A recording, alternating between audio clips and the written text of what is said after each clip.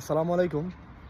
আপনারা যারা যারা ইতালিতে নতুন আসতেছেন তাদের প্রত্যেকের জন্য এই কথাটা, যারা সরাসরি আসতেছেন তাদের জন্য না, যারা লিবিয়া দিয়ে আসতেছেন অথবা রোমানিয়া দিয়ে আসতেছেন, যেই দিক দিয়ে আসতেছেন অবৈধভাবে আসতেছেন, তাদের জন্য।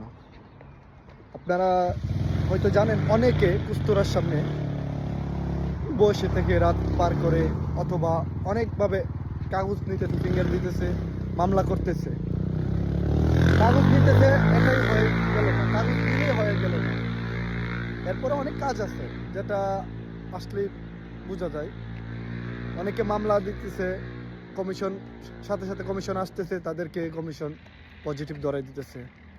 তো পজিটিভ ধরানোর পরে তারা কিন্তু এখন বর্তমানে এরকম একটা অবস্থানে আছে যে তারা ইতালিতে থাকতে পারে কিনা এটাই কোনো নিশ্চিত নাই।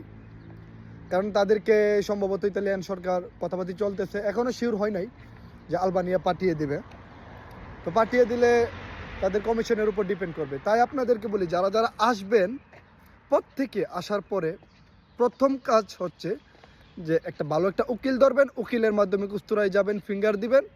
ইভেন আপনি যে মামলা যা আপনি বলতেছেন এটা যেন প্রমাণিত করতে পারেন, এইভাবে বলবেন যেন প্রমাণ হয় যে আপনি যা বলছেন সব সত্য।